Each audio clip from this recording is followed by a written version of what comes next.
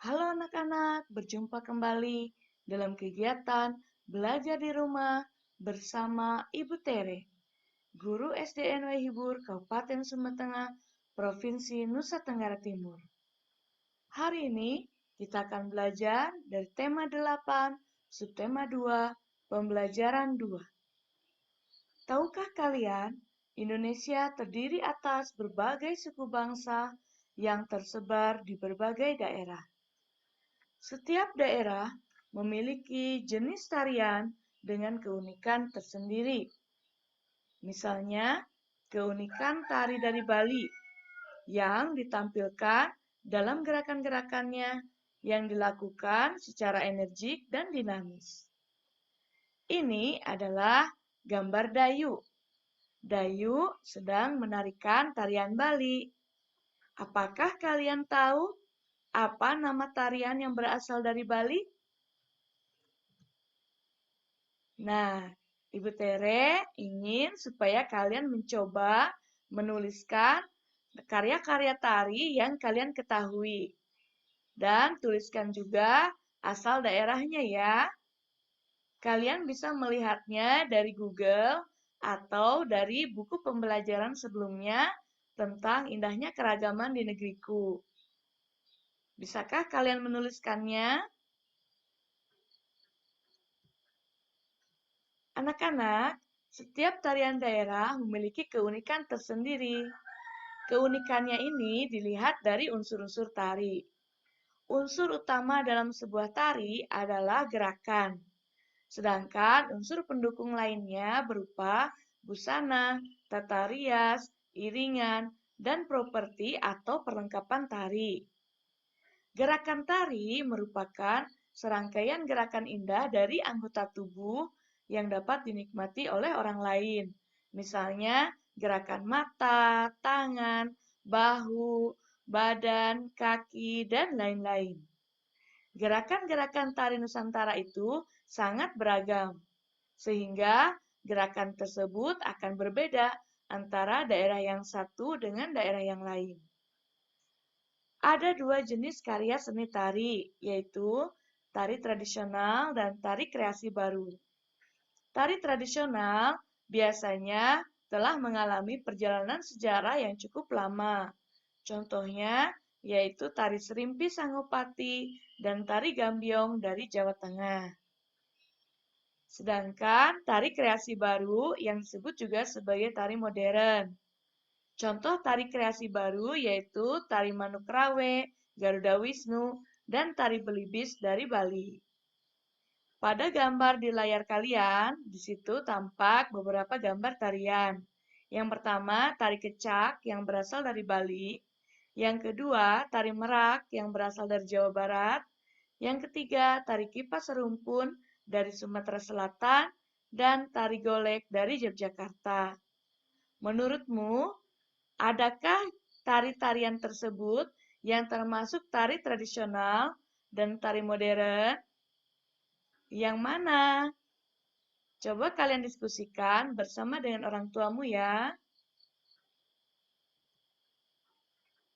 Nah, anak-anak, selain tari tradisional yang berasal dari Bali dan tari kreasinya, di Bali juga ada dongeng yang sangat terkenal, yaitu tentang asal mula Selat Bali. Ibu Tere akan menceritakannya untuk kalian. Simak baik-baik ya. Manik Angkeran adalah putra Sidimantra seorang Brahmana. Manik Angkeran dan ayahnya tinggal di kerajaan Daha Bali saat Pulau Bali belum terpisah dengan Pulau Jawa. Manik Angkeran suka sekali menghambur-hamburkan harta orang tuanya. Berulang kali Sidimantra menasihati anaknya, namun Manik Angkeran tidak mau mendengarkan nasihat ayahnya.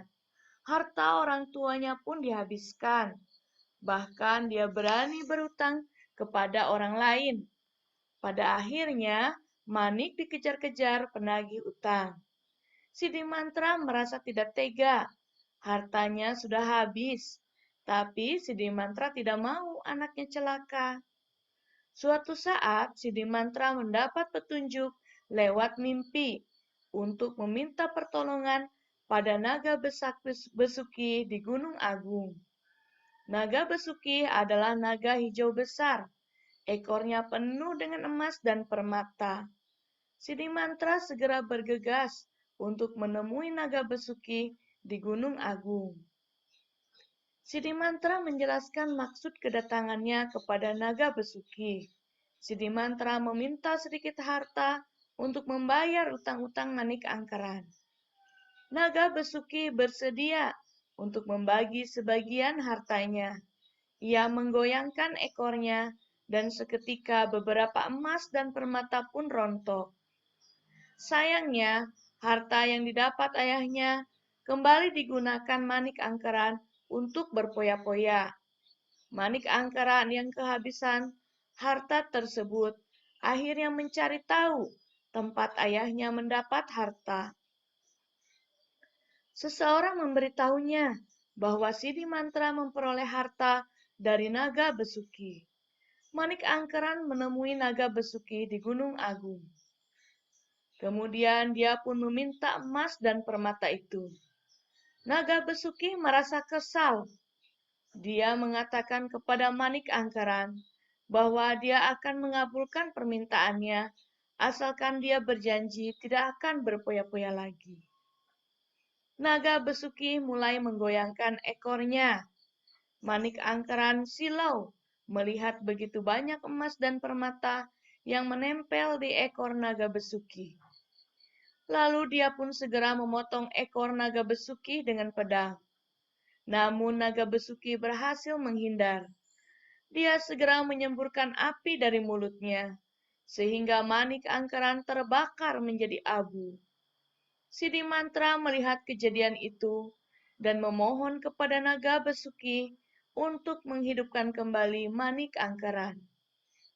Tetapi naga besuki memberikan syarat bahwa Manik Angkeran tidak boleh pulang bersama dengan Siddhimantra. Dia harus tinggal bersama dengan naga besuki dan menjadi muridnya, supaya dia bisa mengajarkan Manik Angkeran menjadi orang yang baik dan berilmu.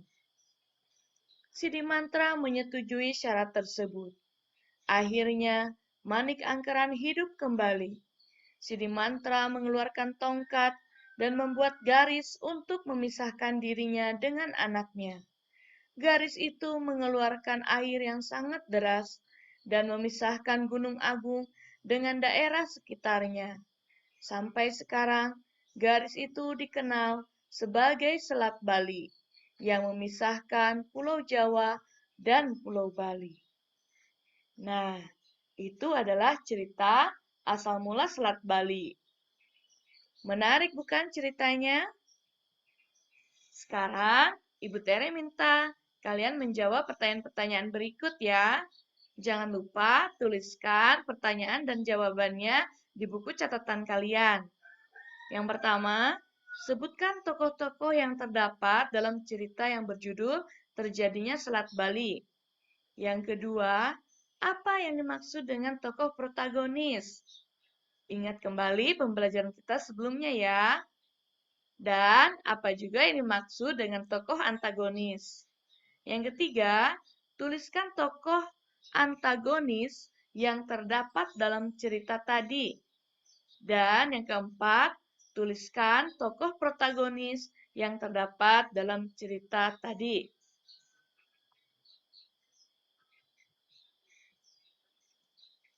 Anak-anak, dalam cerita asal mula Selat Bali, pada kenyataannya sekarang, jika kita ingin menyeberang dari Pulau Jawa ke Pulau Bali, kita harus menggunakan kapal laut loh. Nah, tetapi jika di darat, alat transportasi yang digunakan itu bisa berupa sepeda. Apakah kalian senang bermain sepeda? Nah, ini adalah Dayu. Dayu sedang mengayuh sepeda.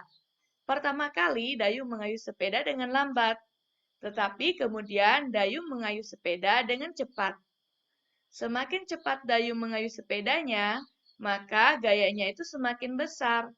Akibatnya, sepeda akan bergerak semakin cepat. Kesimpulannya, gaya dapat mengubah kecepatan gerak benda.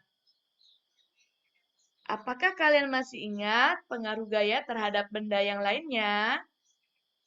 Ayo kita ingat bersama. Yang pertama, gaya dapat mempengaruhi benda diam menjadi bergerak. Yang kedua, gaya dapat mempengaruhi benda bergerak menjadi diam. Yang ketiga, gaya dapat mempengaruhi benda bergerak lebih cepat atau lebih lambat. Dan yang keempat, gaya dapat mempengaruhi arah gerak suatu benda. Nah, apakah sudah jelas sampai di sini? Sekarang, Ibu beri tugas untuk kalian ya. Yang pertama, buatlah gambar peristiwa gerakan benda. Misalnya, seorang bapak sedang mendorong mobil, motor, dan gerobak. Atau bisa juga seorang anak yang sedang memantulkan bola dan anak yang sedang mengayuh sepeda seperti Dayu tadi. Berikan warna supaya menarik ya. Kalian boleh juga melihat contohnya. Kemudian, berilah keterangan mengenai pengaruh gaya terhadap gerakan bendanya. Misalnya, kalian membuat gambar seorang anak sedang mengayuh sepeda. Lalu, pilihlah dari keempat pengaruh gaya terhadap benda ini yang tercermin dari gambar yang kalian buat tadi. Apakah sudah mengerti tugasnya? Nah, anak-anak, sampai di sini dulu kegiatan belajar kita. Ibu Tere berharap kalian semakin semangat dalam kegiatan belajar di rumah. Jangan lupa klik like dan subscribe channel video ini. Dan bagikan video ini agar semakin banyak teman yang mendapatkan manfaatnya. Terima kasih.